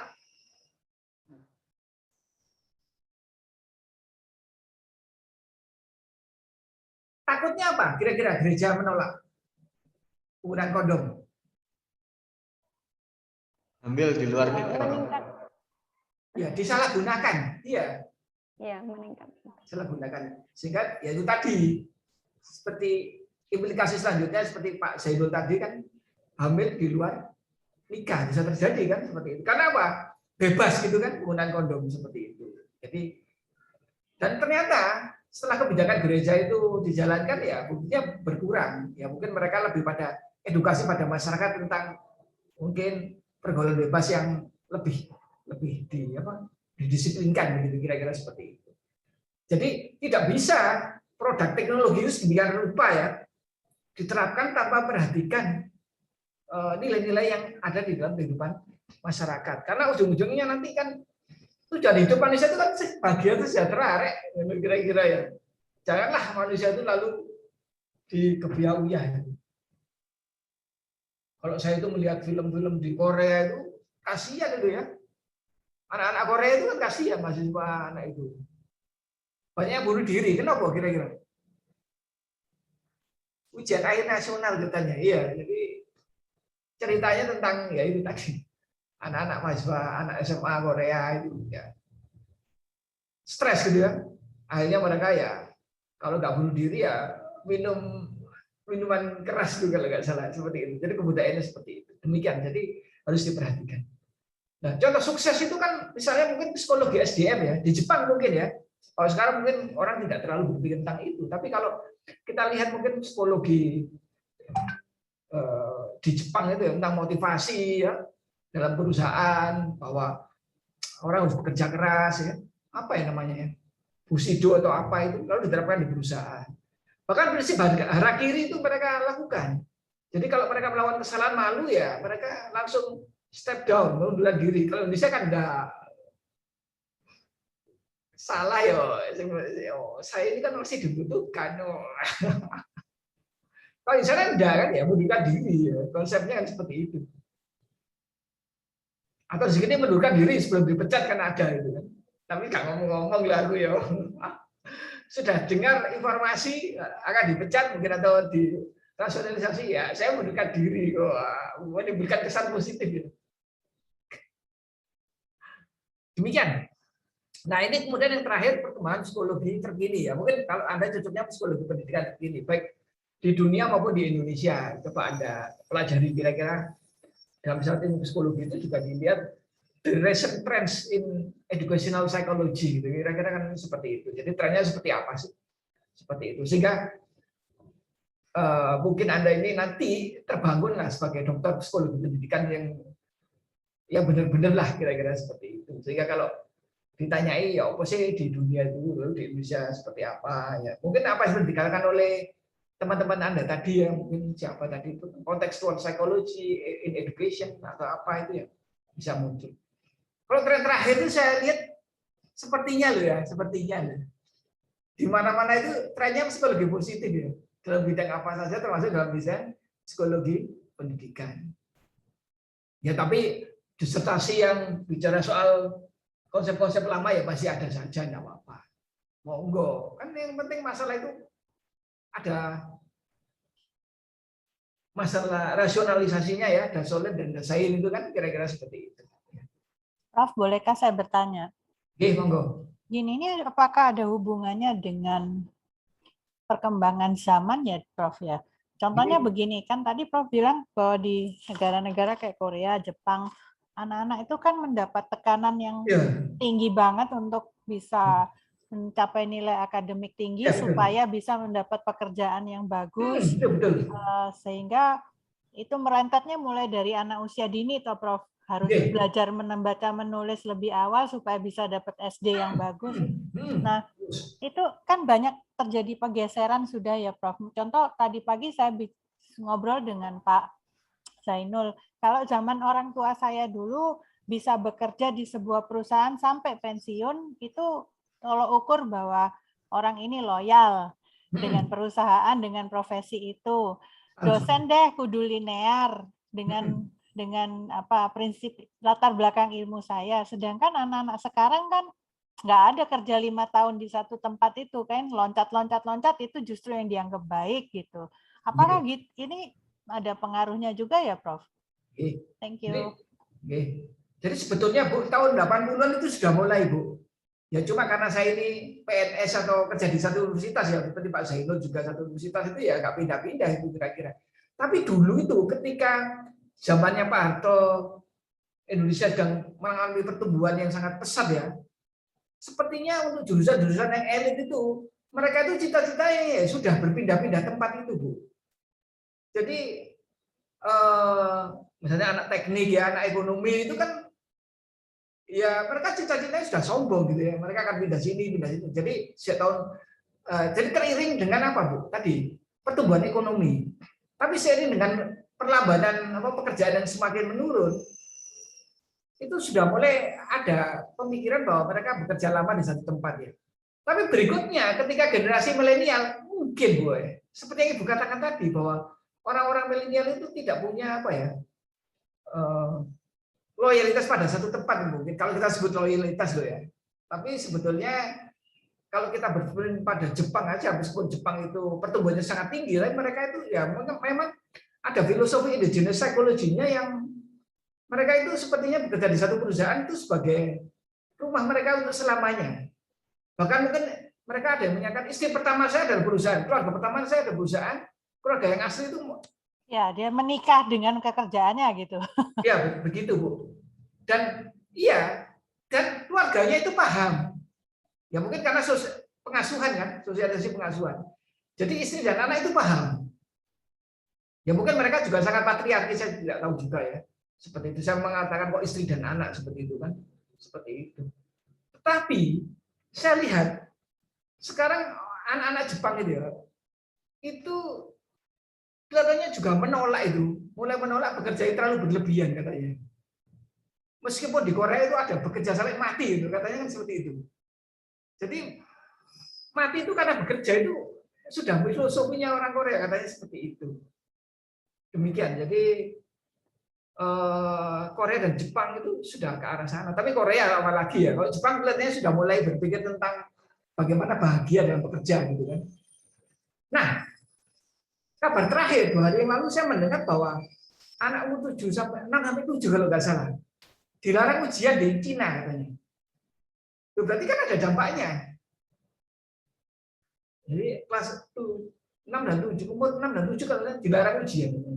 Seperti dikatakan Ibu tadi bahwa di TK menuju SD itu sudah mulai ada ujian. Nah, itu menjadi pertanyaan juga loh. Calis itu kalau begitu wajib di TK, padahal kan nggak wajib.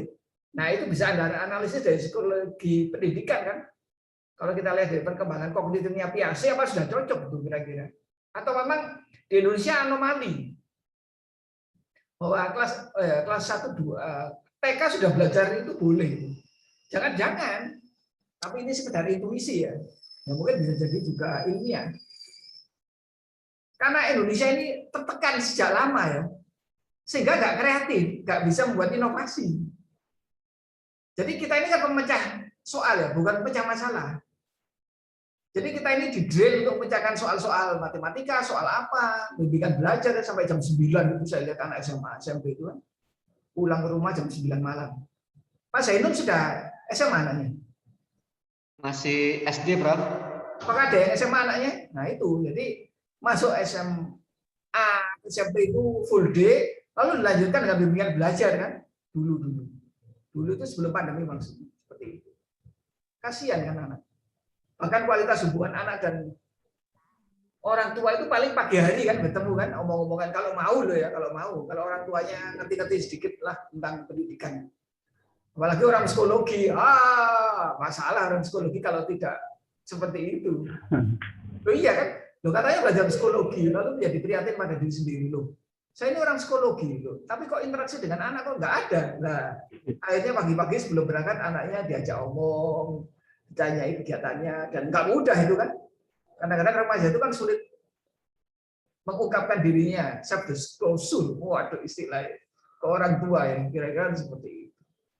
Karena itu ya pumpung Anda masih anak SD ya ternol anaknya setiap hari diantarkan gitu. Tidak akan kembali lagi loh itu. Kecuali Anda memberdayakan sampingan Anda, istrinya atau suaminya itu kan. Jadi istri saya dulu lama nggak bisa naik sepeda motor. Setelah itu saya ajarin naik sepeda motor, setelah bisa saya berdayakan mengantar anak. Saya nggak tahu itu abuse atau empowering, saya nggak tahu itu. Terlalu apa ya, tipislah perbedaan antara abuse dan empowering. Sama dengan pertanyaan orang gila dan pertanyaan orang jenis itu kan sulit untuk dibedakan kira-kira seperti itu. Jangan bilang cinta dan benci itu tipis seperti itulah. Demikian, jadi perkembangan psikologi pendidikan tertentu seperti apa sih? Ya mungkin kalau psikologi positif itu kan kebahagiaan siswa atau apa, itu kan psikologi positif, sudah optimisme dalam pendidikan dan seterusnya. Sepertinya itu di Barat juga demikian. Bahkan saya nggak mau sebut latah loh ya, jangan bilang-bilang loh, nanti kita dikira sombong. Orang-orang BK itu juga melakukan penelitiannya cenderung ke arah psikologi positif pada masa kini. Jadi topik-topik psikologi positif seperti optimisme dan lain sebagainya itu kan diterapkan di dalam BK. Seperti itu. Monggo kalau ada pertanyaan. Prof, mau bertanya, Prof. Monggo, Bapak Saifuddin. Saya mau tanya tentang kira-kira teori apa yang efektif untuk diimplementasi pada karakteristik milenial, Prof, dengan tetap menjaga kontrol mereka. Iya. Yang menurut Anda apa kira-kira? Saya berpikir, lalu bertanya mahasiswa. Ya seperti katanya Pak Zainur tadi kalau nggak salah, atau Mas Sarifudin tadi. Kontekstual sebenarnya Mas. Nggak ada jawaban yang pasti itu, kira-kira seperti itu. Ya, ciri-cirinya apa Mas? Anak milenial. Apakah Anda paham atau tidak? Saya nggak tahu. Saya juga nggak, kadang-kadang sulit mengerti loh. Anak milenial itu aneh. Bahkan teman saya bilang begini, arek saiki loh, wani gak ada di opo-opo. Semua bog loh. Sekarang itu kan sulit dipahami. Ya. Mungkin orang tua dulu ke kita juga begitu ya. Jadi agak sulit juga. Sehingga kalau anak saya itu nggak komputer atau nggak iso, yo pada milenial nggak iso komputer. Bapak ini sih nggak iso ngerti logikanya kira-kira seperti itu kan. Ya Prof, contohnya kan kalau di zaman lagi-lagi orang tua saya menekankan umur sekian sudah harus punya rumah sendiri, investasi rumah. Nah, anak sekarang mendingan gua kos gitu daripada ngingoni rumah istilahnya, yang ntar bocor, ntar bayar PBB. Mendingan sewa apartemen gitu, lebih nggak diurus orang, nggak usah ngurus tetangga. Terjadi pergeseran ya Prof, beda generasi, beda cara untuk investasi uang. Contohnya mereka lebih berani traveling kan. Kalau zaman kita dulu mungkin harus punya persediaan, ya lagi-lagi zaman dulu harus kudu punya investasi yang baik dan benar. Anak sekarang nggak investasi, kalau bisa punya gadget yang terkini, kamera yang canggih, itu tadi traveling kemana-mana bisa upload di medsos, itu bangga bagi mereka gitu. Jadi kesimpulannya gap antar generasi ya Bu ya? Betul Prof. Nah, gini Mas Sarifudin, ciri-cirinya apa menurut Anda anak milenial ini? Nanti kita coba aplikasikan teori psikologi, mana yang cocok? Coba kita lihat, kita diskusi aja ini. Jadi saya kan nggak otoriter, kira-kira. Problem solving lah ini. Kalau saya perhatikan yang lebih nonjol itu adalah tentang kebebasan. Jadi mereka tidak mau untuk ditekan, selalu didampingi begitu, Bro. Ya. Itu yang lebih menonjol. Ya, kalau memang itu dianggap yang paling menonjol, ya, mungkin tambah teknologi atau apa gitu kan ya kira-kira. Nah, teori psikologi apa yang cocok untuk mereka kira-kira? Sudah ini masuk ini. Berarti konstruk bisa ya? Kalau teori. Ya bisa. Artinya mereka yang mengkonstruk dunia mereka sendiri kan? Iya, ya, bisa. Iya. Tapi yang lain yang kamu nggak pelajari di psikologi kira-kira? Terabaikan selama ini psikologi apa? Eksistensialisme. Psikologi yang mengakui kebebasan manusia. Nah, iya Pak. Filsafat itu juga. Karena dasarnya filsafat eksistensialis kan? Iya. Sampai saya itu terheran-heran. Anak-anak kecil dulu pernah bilang, tante ibu, ibu-ibu itu eksis sih. Loh, saya kaget loh. Padahal eksistensialisme sebagai sebuah filosofi itu kan mahal sekali. Ternyata ini anak kecil ngerti bahasa eksis. Di media sosial, eksis. Kalau mungkin Mas Hendro dulu belajar di S1, lulus seperti Poga, nggak ngerti kan, seperti lulus ya, eksistensialisme itu. Tapi anak sekarang, anak kecil ngomong eksis. Teori apa ya Mas? Psikologi apa? Ya mungkin orang seharusnya menoleh pada itu. Yang ketemunya baru sekarang. Iya. Ketika Anda bertanya yang cocok mana, yuk kita analisis aja problem solver. Terus dari apa psikologi apa, Mas Hendro? Terkait kebebasan manusia. pakai glue manusia. Free will. Psikologi humanistik kan? Ya, kalau client center ya, lebih humanistik.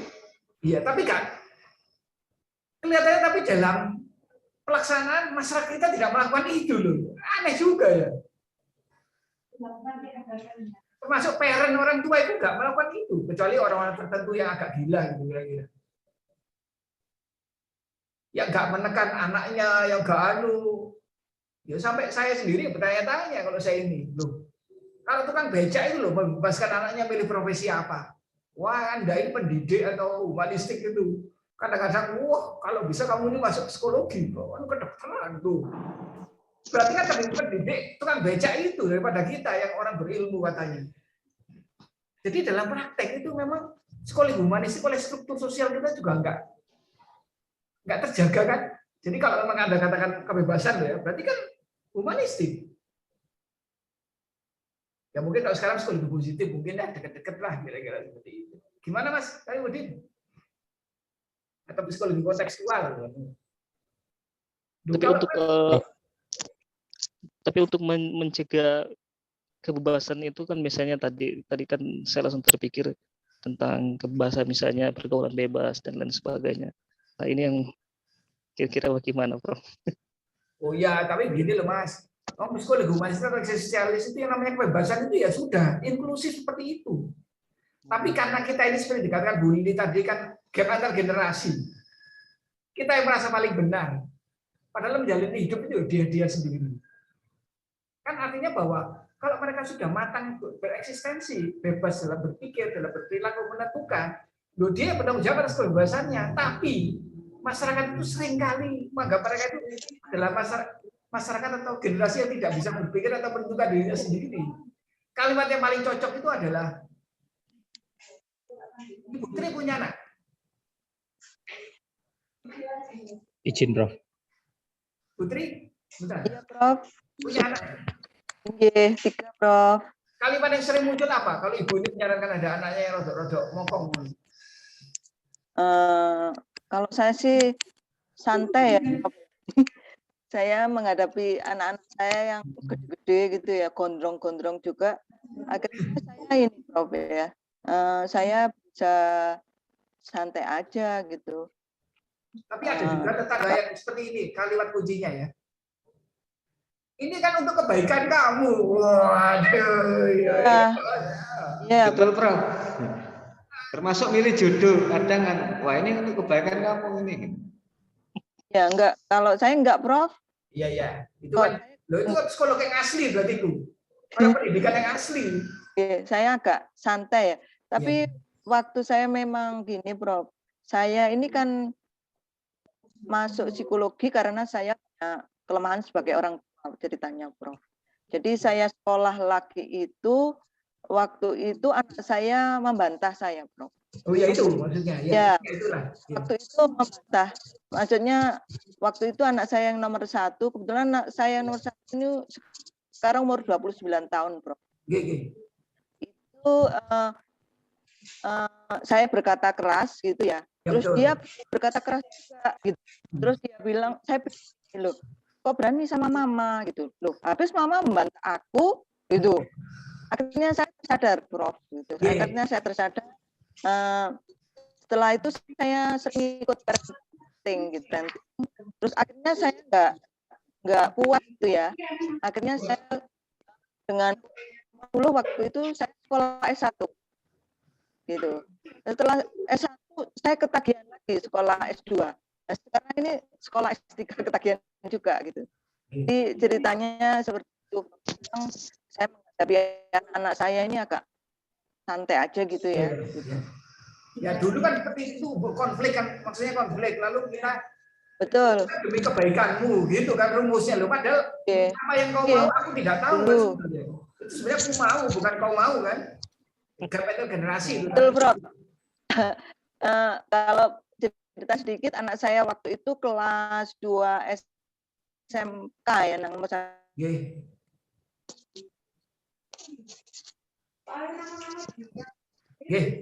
Demikian ya. Jadi itu Mas. Jadi memang satu itu rambutnya dipotong ala. Terus saya bilang gini, loh boleh potong kayak gitu sekolah SMK gitu. Dia diam gitu. Bahwa anak saya ini saya laporkan aja ke sekolahan ke guru BK gitu. Saya laporkan bahwa boleh nggak Bu, anak saya potongannya kayak gitu pelajar. Saya bilang, loh kok saya nggak tahu. Ternyata anak saya ini kalau masuk sekolah pakai jaket yang ada tutupnya gitu.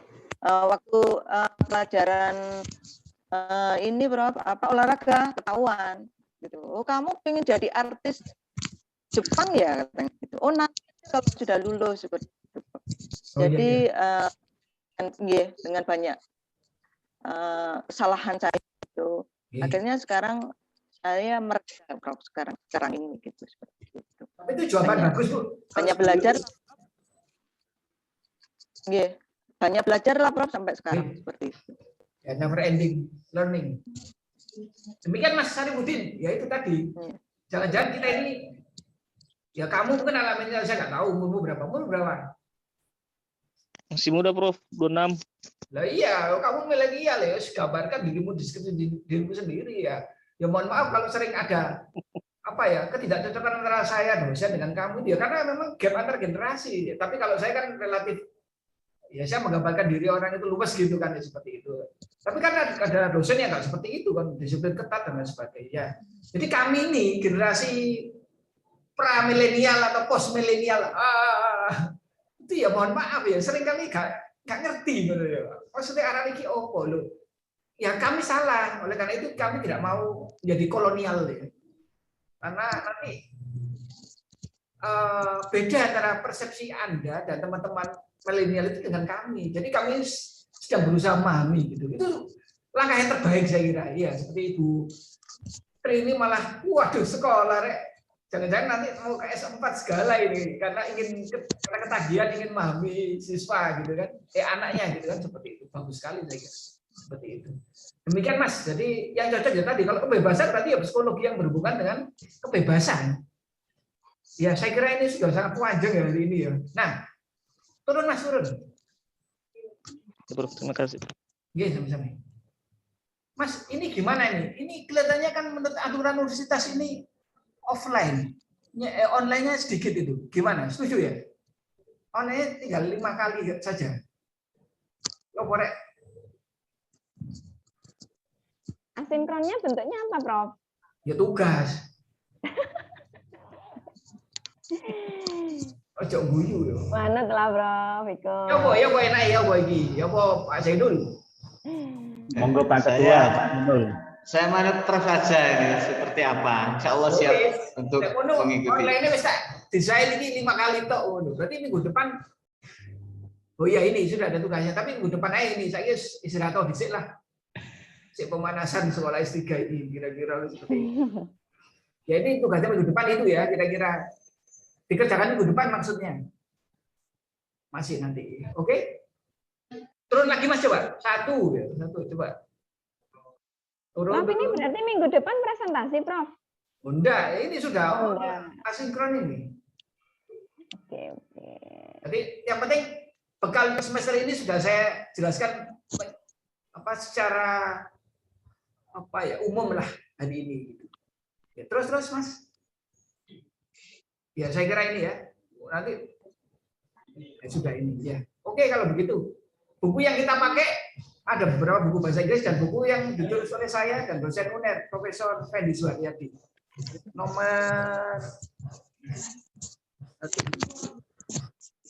6. Satiru Psikologi ya. Kalau bisa Anda baca sehingga nanti mengerti lah, memahami maksud saya, kira-kira seperti itu. Wah, maksud saya nggak boleh seperti itu. Ya terserah. Saya nulis apa, kamu interpretasi monggo saja kan. Zaman Posmo kok. The end of narrator. Nah, jadi the death of narrator. Jadi penulis apa saja. Kamu menginterpretasi, ya monggo, terserah Anda. Nggak harus sama dengan pemikiran penulis. Jadi ketika penulis itu mengeluarkan tulisan, semuanya sudah menjadi milik publik katanya itu. Menurut siapa lupa itu. Jadi the death of narrator. Jadi matinya seorang penulis. Jadi saya menulis apa, persepsinya kan bergantung Anda sendiri, bebas. Saya mungkin itu maksudnya. Yang Posmo lalu kita berusaha memahami Mas Sarifudin yang milenial ya seperti itu. Jadi kalau Anda mengintervensi siapa saja, tidak bisa disalahkan. Laku dinukum baliadin, terserah pada Anda sendirilah. Ketika Anda membangun dan sesuai dengan apa yang dikatakan Mas Sarifudin, itu konstruktivistik kan begitu. Jadi saya tidak menganggap Anda tidak memiliki pengetahuan sama sekali ketika bicara dengan saya. Anda bisa mengembangkan pikiran Anda ketika mendapat informasi dari saya. Jadi konstruksi berpikir Anda sendiri. Nah mungkin seperti itu. Di dalam teori tentang konstruktivisme maupun memahami anak-anak milenial.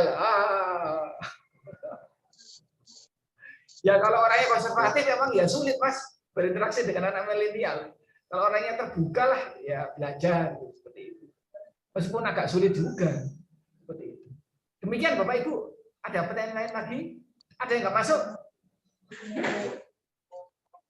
Nggak masuk semua ya? Oke. Jadi minggu depan melalui anu saja Mas, apa WA nanti tugasnya apa itu kan nanti akan dinyatakan. Tapi mungkin kalau untuk stuman 1 ya enggak mungkin prestasi. Soalnya kan terkait dengan itu disertasi ya kelihatannya. Kalau ini kan mata kuliah yang hedonistik lah, yang ya mencoba memahami sesuatu, Anda merasa mendapatkan sesuatu secara umum saja. Tapi kalau stuman 1 itu kan pembuatan disertasi kira-kira kan seperti itu. Demikian saya kira ya. Terima kasih Bapak Ibu partisipasinya. Assalamualaikum warahmatullahi wabarakatuh. Selamat pagi Ibu. Terima kasih Bro. Terima kasih Bro. Terima kasih Prof. Fatah. Dari kuliah Pancasila.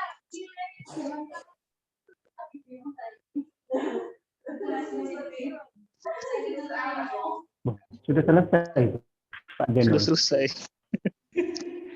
Cepat ya ngomongnya ya, Prof ya. Bahasanya cepat. Ya Bu Dewi. Iya, cepet banget saya juga. Jadi harus mikir sendiri ini kesimpulannya. Iya beneran.